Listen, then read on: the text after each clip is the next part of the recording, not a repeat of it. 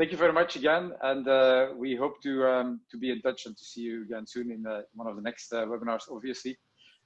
Switching over to Jan. Jan, you have a slightly different background there, it seems. Sunny blue sky in Berlin, it appears to be. But I'm not sure you're actually dialing in from Berlin, and I'm not even sure that there's actually a blue sky happening in Berlin today. And it's not actually Berlin. Okay. So I'm based in Munich, and this is the outside in Munich. It's the Siegestor. Ah, yeah. Okay. Now I see. Now I see. Close to where I used to live. I don't live there anymore. I live in the outskirts in a rural area now. But if I show you the meadows outside, that's not going to be as interesting, I think, as that background. Right. There's only one Brandenburg, but in this case, it's been nicely copied in Munich. In a way, it is. And otherwise, I would greet you within the confines of my home as super today. All right. So whatever you prefer, I definitely prefer this one over my house. Okay, cool. All right. Excellent. Thank you very much, Ulrich. That was a very interesting and very detailed presentation. It was very focused on the OT side of the challenge. I'm focusing on the other side, so the side from which you access your systems. In my talk about endpoint protection during and after COVID-19. And just to introduce myself a little, because we don't have a physical event, so we can't really meet and shake hands. My name is Jan Tietze. I'm based in Munich in Germany. I'm the Director of Security Strategy for EMEA in SentinelONE. And my background, it has been in consulting, actually very similar to what Dieter seems to have as a background. I used to do security assessments and pen testing back in the day for the first 7 years of my career, and I thoroughly enjoyed that. But at some point, I found out that I also really like working for organizations that are vendors in the space and that are disruptive and that move things ahead. So I was a CIO and a CISO for a number of organizations. Most recently, I was in a company called BlackBerry Silence. Before that, in Nordcloud and AvePoint. So my background is looking at these challenges from various angles, both from a practical angle as an auditor, as well as from an angle of needing to strategically develop them further. And to set the stage for what I'm going to talk about, I'll talk about the challenge that we have at the moment, like that we have been going through for a while now. Like we're challenged with communicating and collaborating and operating under conditions that we've never encountered before. And the respond, recover, rebuild model is a model of phases going from tactical, responding to something immediately, to sliding into the strategic as you recover, to strategically rebuilding and preparing for a more permanent state or threat like this. There's been an old military adage saying that battle plans never survive initial contact with the enemy. I prefer Mike Tyson's version of it, which is everyone has a plan until they get punched in the mouth, which is probably easier to remember, maybe a little more catchy. I think the modern version of that is that business continuity plans very often don't survive the contact with catastrophe.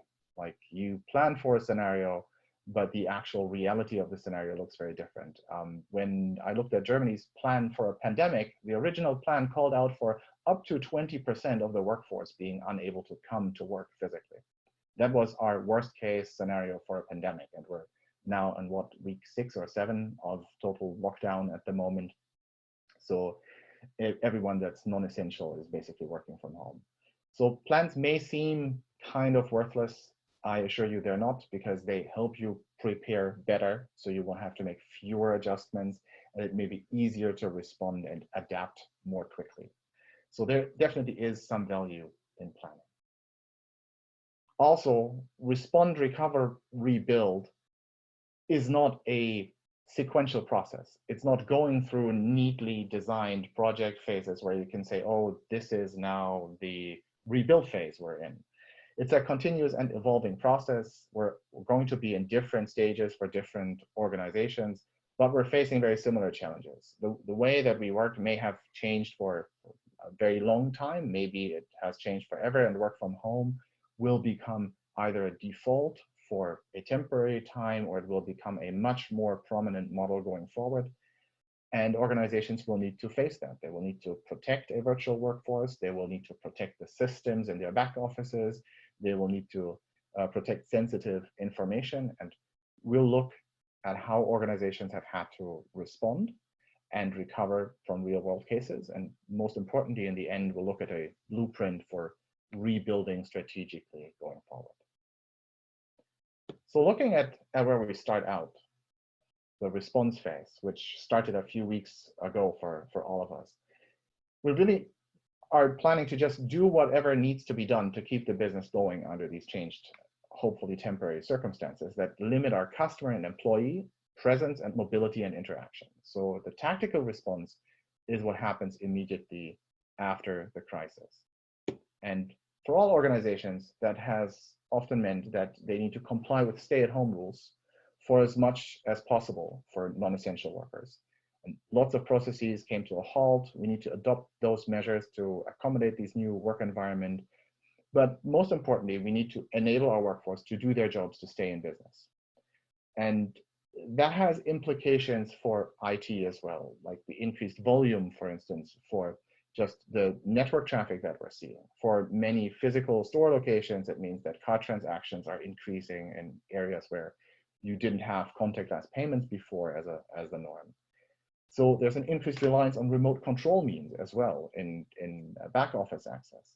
And the availability of IT systems and infrastructure is now critical for every organization, not just for certain organizations. And balancing out these measures is not a task that we can offload to politics. It's something that every organization needs to decide on and constantly needs to make trade-off decisions. Most significantly, we've all had to enable remote workers to work. That has existed in every organization. I mean, we just talked about remote access in the OT context. It exists in every org, but it's usually very restrictive. Like it was restricted by role, only used occasionally. It differs across industries. The attitudes towards remote working are very different across Europe. If we look at Belgium, then at 6.6% or so, that's not too bad. That's the usual percentage of people working from home. In Germany, it's 5.0. In the UK, it's 4 point something. And the Netherlands and Finland lead the way with 13 and 14% respectively. But still, right now, the percentage of folks working from home, like in Germany, is estimated to be almost 2/3 of the people. So that's an increase in traffic, that's an increase in risk, an increase in number of cybersecurity incidents from working from home by up to 20-fold if you come from 5% for every organization. So that's quite a challenge. And there's an associated challenge, and that associated challenge is that many organizations have had to quickly enable the means to do remote work for a large amount of people. And that means that video conferencing needs to be available to end users, and that can mean that they need to source equipment themselves because we were not prepared for this particular event. It means that they had to procure even devices that they work from, the endpoints themselves, which were then less secure than usual. Basically, a lot of workers were unprepared, and rightfully unprepared. And there are social challenges as well. They may not have a sheltered workspace, a quiet workspace, especially in a time when schools and daycare are closed. So there's a significant impact on the workforce. And one of the biggest impacts is that your corporate information is now practically everywhere. The usage of WhatsApp has been super common as a replacement for the water cooler conversation where people just meet and have an informal conversation in the workplace. It's a de facto standard in many organizations. That is not a conscious choice. It's just something that happens. And that's a reality that we'll need to embrace as we have more folks working remotely. And users fill the gaps. If you don't have proper video conferencing, proper collaboration tools in place, users will flock to the free offerings from Skype, Teams, Zoom, others. And that has an impact on your IT governance, where you could beforehand neatly pick the remote control capable tools that you are using in your environment, the conferencing tools that you're using, etc. A lot of that choice has at least temporarily shifted to your users as they need to collaborate also across company boundaries. That has led to a lot of scalability issues for especially on-prem solutions where the lines were clogged that people used to access the solutions that were hosted on-prem. Some companies have adopted measures like no video policies for meetings, so that they would not clog the lines and that they wouldn't force users to use these. But at the moment, there's really a battle for market share and mind share between these vendors, and they're going to try to become sticky in your environment, and it's something we need to work with.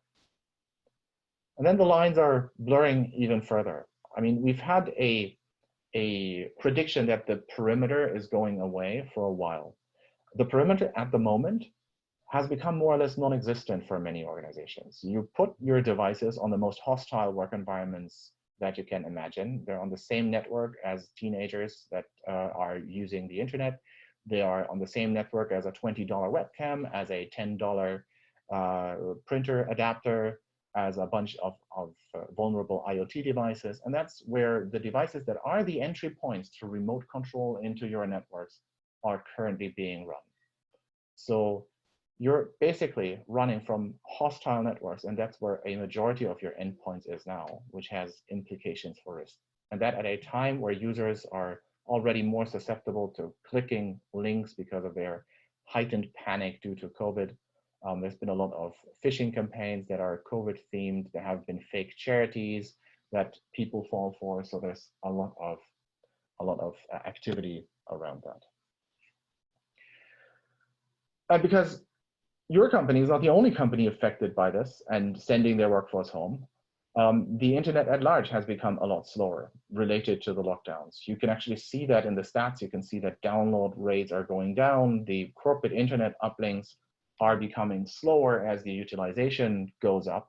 And that's all aggravated by everybody doing it at the same time, and by policies like default tunneling. When every traffic, every data gram is sent to your corporate head office and then needs to egress into the internet from there, you're effectively sending it twice. And add to that every meeting is now a virtual meeting, just like this one. And you have a lot of heightened traffic and saturated corporate links. One of the ways that SentinelONE has tried to help organizations prepare for this and respond to this has been by making available free of charge our endpoint protection solutions, so that the newly acquired devices that users that work from home have had to procure can now be used securely. So that's an offer that's still in place, and it's in place until I think May 16.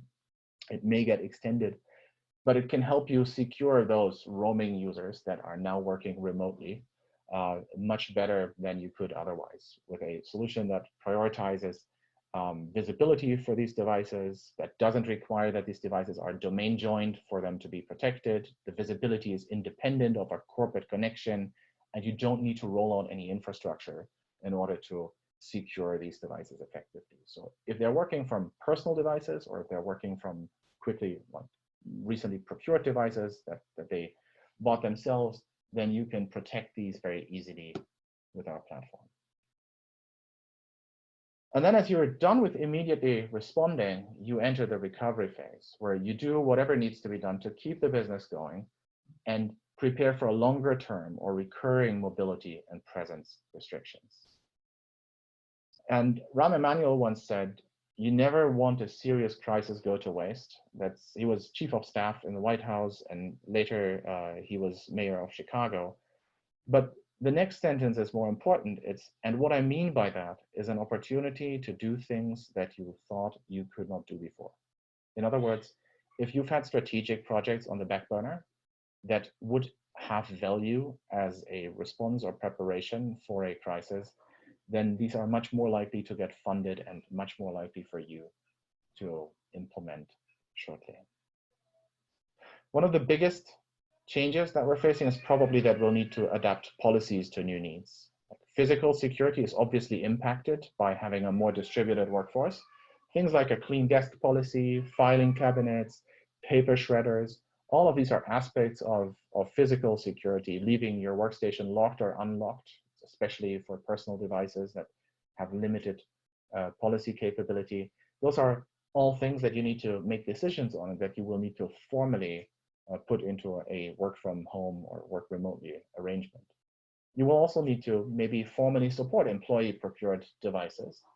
And if you've had a preparation like that, if you've had a cybersecurity hygiene program where you train your end users a security awareness program, then the value of that investment has just multiplied, and you can show it now with the lower number of incidents that you'll have. There are also impacts for HR, things like cohesive culture and maintaining that in the light of vastly different workplaces, the work-life balance for employees, things like Zoom exhaustion. I think this is probably the 12th or so Zoom meeting I do this week. And yeah, I'm feeling it a little, I can say. And balancing out parenting and work responsibilities when daycare and schools are closed. And then as you enter the rebuild phase, where I think most organizations aren't yet because of the economic uncertainty, where you strategically prepare for the future based on what we could learn from this experience, I think there's a few predictions, observations that you can already draw. One is IT is no longer a gatekeeper.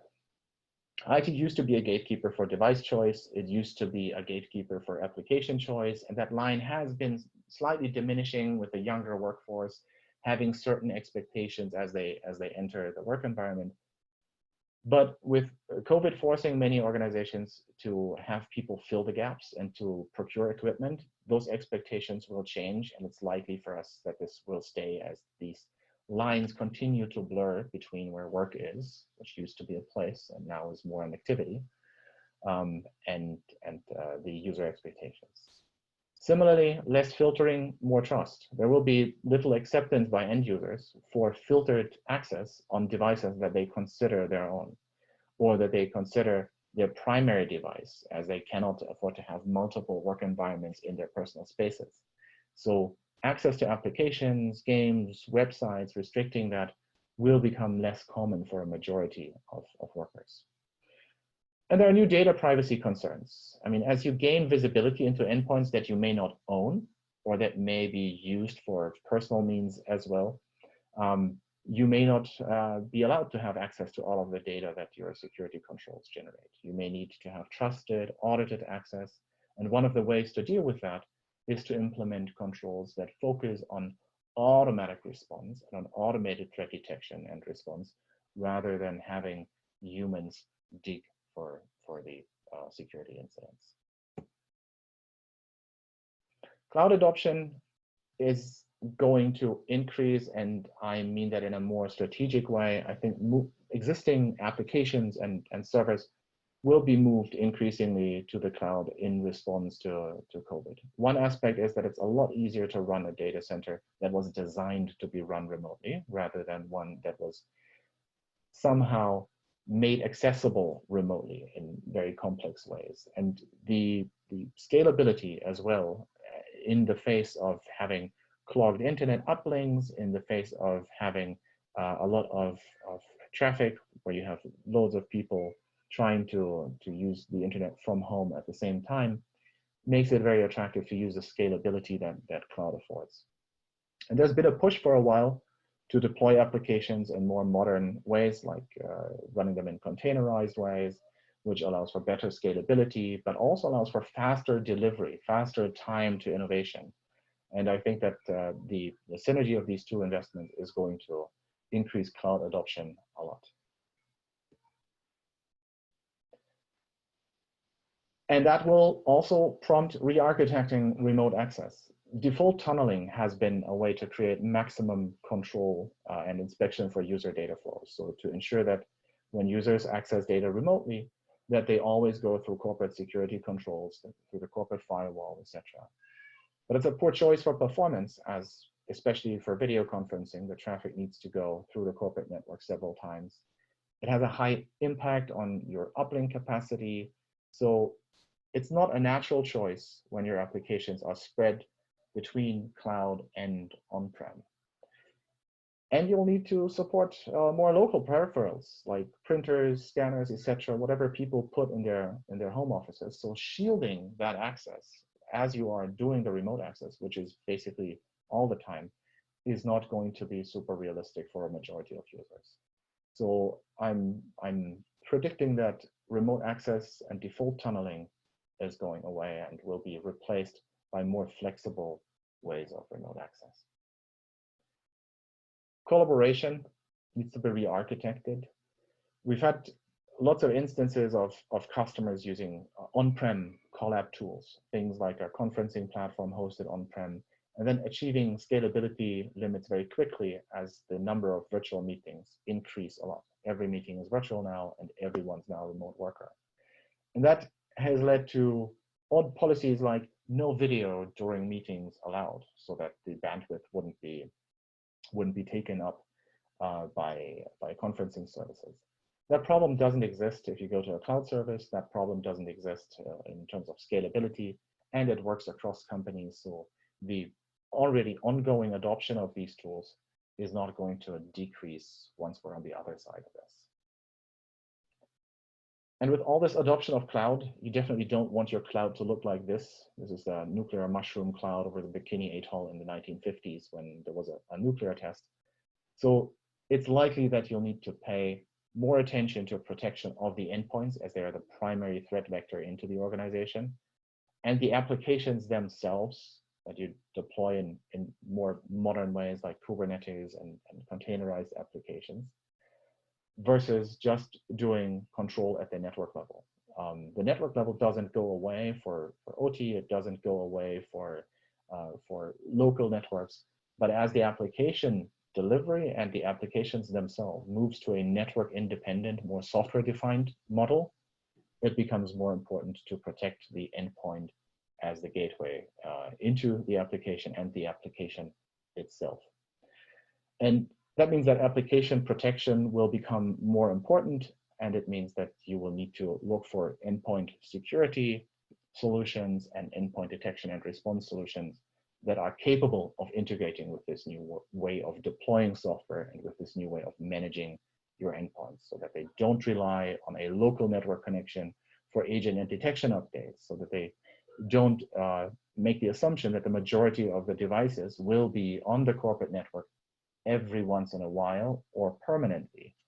And that for responding to incidents, when you need to fetch things like forensic evidence, you don't require a direct network connection, but that this actually works remotely without having any sort of VPN connection available. In other words, a lot of the preparedness from the past for endpoint security wasn't ready for a remote first cloud connected world. And that's something to take into account when rebuilding for the future. And putting that into the context of SentinelONE, these 3 R's, recover, respond, rebuild, connected to SentinelONE, I would like to quickly talk about how this ties into what our solution can do. So what we do is we record basically every action, every activity on an endpoint, and we automatically correlate what's occurring on it. So if you open an attachment from an email and you open that in Word, and Word then creates an outbound network connection, then we know and we follow that, just like thousands of other what we call storylines on the endpoint. We differentiate between them in real time, and we observe what they are doing at every point and assign it a particular context. And as a context starts performing a malicious action, we can decide to mark that whole storyline as malicious.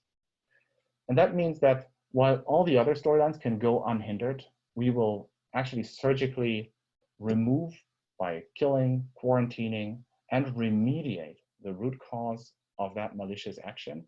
And that whole storyline, including persistence, like if scheduled tasks were created, registry entries were created, startup entries were created, automatically without requiring human intervention. That means it occurs at machine speed, and that makes it optimal for operating a remote workforce. If you're looking at a LAN, at a local area network, then what you'll see is you'll see network-based indicators. You don't have that luxury of seeing that go through your firewall for remote workers. So you need to protect that endpoint, and you need to protect it in real time and independent of a connection or human intervention. And all the other storylines after you have run the remediation automatically can go unhindered. So there's no disruption to the work of the worker in front of the machine. So that's in a nutshell what we provide. And we put that in a platform that we call Singularity, which gives you protection not just for endpoints, but also for containerized workloads running in Kubernetes, running in Docker, running on various operating systems, the behavioral data that you can use to later hunt in, so that you can later use to look for indicators of malicious behavior in seemingly benign information from the past. Something like, I want to understand whether there have been any connections to a non-standard port by this device or this group of devices in the last 60 days. That's a question that you can answer. Has there been any unsigned process performing network activity that was sitting in C windows? All of those things you can find out using the recorded information in the data lake that is supplied with SentinelONE. And we also do things like indexing the network around your devices. So that hostile environment in which your agents are exist on not just corporate networks, but also on people's home networks. We can actually scan and decide what the risk level is and then make that available for you, both for review and incidents, as well as for support purposes and for threat hunting purposes. And it deploys really easily. So you can deploy it and enroll your end users without needing Active Directory enrollment. So if you have users that just procure devices that are not yet domain joined, but they perform limited tasks on your networks, you can protect them and fully manage them from a security perspective, regardless of that. You have full visibility regardless of connectivity to your head office. You don't need to have a VPN. You don't need to have a corporate network connection. So you can see what's going on in real time without requiring that. You can protect all sorts of endpoints, Windows, Mac, Linux servers, and client operating systems, as well as the containerized workloads. And because it can be managed from a European cloud that is fully GDPR compliant, there's no need for any service to be managed locally to deploy, which makes it very easy to deploy in times of crisis, and there's no congestion for your links. And that's been my 25 minutes of introducing you to how you can use SentinelONE to attack a number of challenges associated with COVID. And thank you very much for your time. I'll see if there were any questions and we can address them now. And thank you very much. Thank you very much, Jan. That was very thoughtful and interesting. You're putting in an interesting series of perspectives here on the way that we are trying to get around the current situation that we're faced with. And so thanks for pointing out a couple of things that we might have overlooked.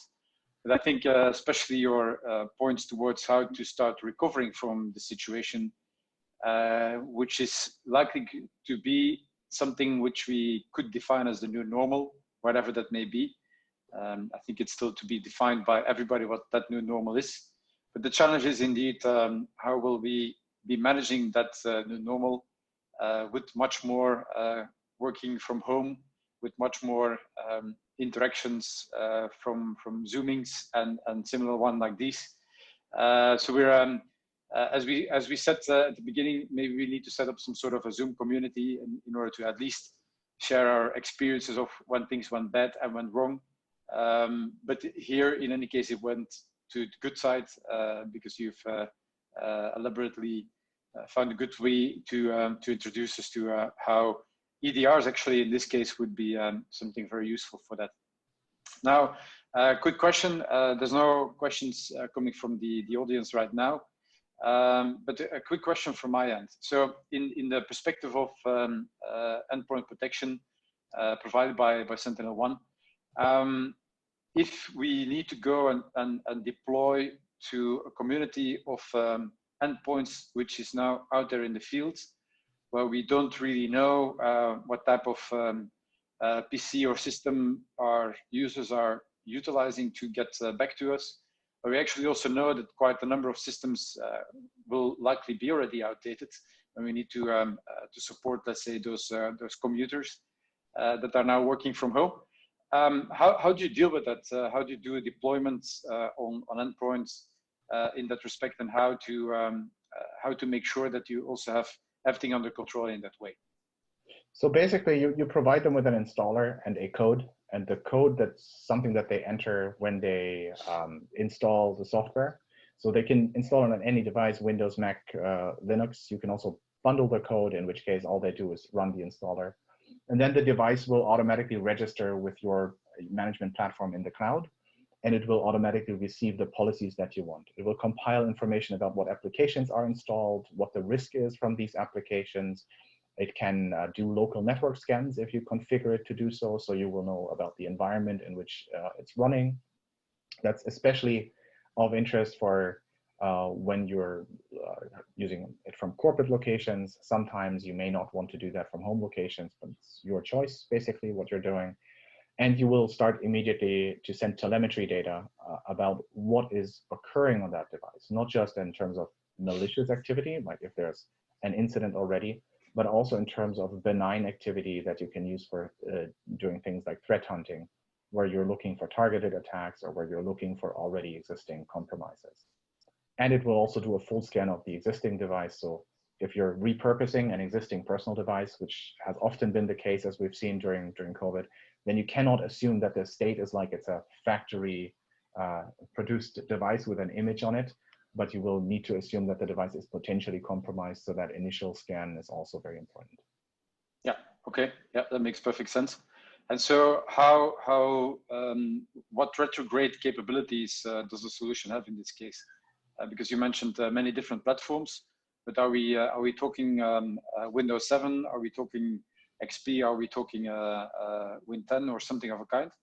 So when we're talking about the IT side of the house, it's Windows 7 and higher. When you're talking about OT, then you can go back to Windows XP and Windows Server 2003. So you could use the same solution across your entire estate, going back to those operating systems. But for users' endpoints at home, I would suggest Windows 7 and higher to not accept any earlier releases. Right, and I think in this case, as you start mentioning it, specifically for OT, I think it's relatively important for people working in OT side that they can continue keeping an eye on their operational machines. So there you really pinpointed to the issue here at hand, is for those CISOs and cybersecurity officers working from home, trying to get an understanding of how their operational machines are doing, that they are not being compromised, that they can not really guarantee that an intervention is going to be needed, and how to organize those types of interventions. So this is really something that is going to be very useful. So in the case again of such a situation where you have an OT system, so going back into Windows XP, where the machine there needs to be monitored, is it also an installation that needs to be done through a USB interface, or how does it work in that case? So you can install via USB, you can install via network, as long as it has a connection to the management. There's also an on-prem version of the management. So if you install in an OT environment, then very often users will opt to use an on-prem instance of the management console. But for your overall client estate, for overall end users, I would always suggest using the cloud version because of the added benefit of having that increased visibility even when they're not connected to the corporate network. But deployment is just via USB stick or any other means. Doesn't really matter. You run the installer, you enter the code, and it will automatically find the management system based on what's included in that code.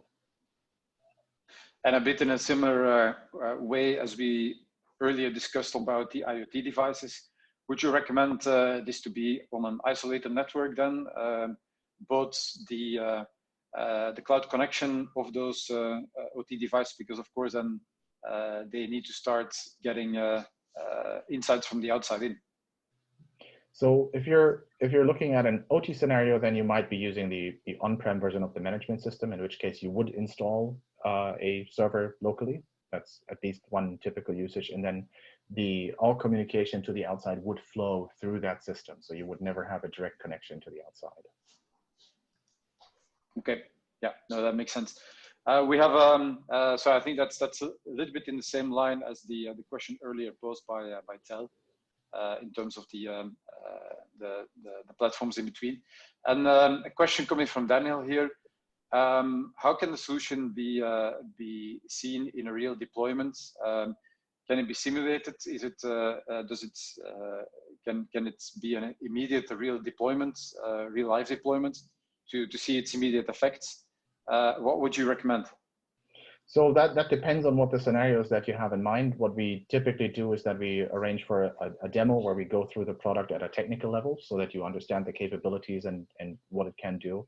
And then we arrange for a test run where you can install it either in a lab if you want to, or we can provide a lab environment, or you run it on a production instance, like on production servers, typically a subset of clients and servers and workstations in your environment. So basically all the options exist. You can deploy completely passively as well. So you don't need to deploy in a way where it actively intervenes if you don't want to, or at least that's how many POCs start, as you gradually then shift into self-protection mode. Okay, Jan, thank you very much for the further explanation. I think at some definitely future point in time, we can consider maybe stepping a couple of steps deeper into the technology and exploring a bit on how it could actually immediately relate to some of the challenges out there as we see them going forward.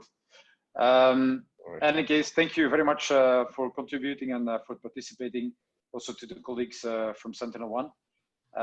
So this was the first time that SentinelONE was also appearing at some of our activities, and I think it's going to be very useful to see you guys coming back to the future in many cases as well. Okay, so we're nearing 1:30 in the afternoon.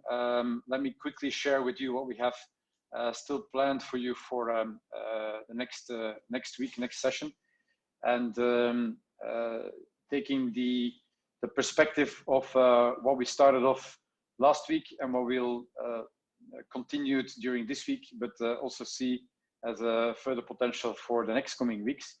It's really the combination of IT, OT, and impacts on how basically the environments that we are seeking in our operational technology can be managed in a proper way, both from those perspectives, taking into account and really working with the industry users on how to further improve their cybersecurity standing. What's surprised me, and that's maybe a point of discussion for later on with Dieter, I actually forgot to ask, is that there's actually quite a number of cybersecurity terminology that he has been using in his presentation. So maybe afterwards we need to see that through, because we've, from our experience today, that's not really the type of language recognized immediately by people in the operations technology world. So we need to do some further translation about all of these different topics and challenges. At the very last minute that I have here, I would like to point out to you the N-IAS series of next week, where we'll be having again 2 speakers, which is probably a little bit more comfortable than too long. So for next week, we have asked the former cybersecurity lead of BASF to come and explain her experiences in the industrial world of BASF. But as you can read here, not so long ago, Marina has left the premise there and is now for a couple of weeks working as an independent, and then as of likely the end of next week will be joining another large industrial entity that she will be able to hopefully convey to you in the next week's webinar. So this way she might be able to speak a little bit more openly about her experiences, definitely from some of the large suppliers, large vendors, in terms of how to work with lock-in contracts, how to cope with 0 days that you know which could happen, but still you're waiting for the necessary patches to happen and to come in from suppliers. And maybe taking that also from a risk perspective in that sense, we have finally asked Vincent Haring from Toreon to indulge us with a bit of background perspective, both from today's webinar and from last week's webinar, in terms of how to deal with risk management in these challenging environments. So from this and from that on, I thank you again for attending today's webinar and webinars even, and I'm looking forward to seeing you again in the very near future in one of our next sessions, and wish you a very good afternoon, continuation of the day, and keep it safe and healthy. Bye-bye.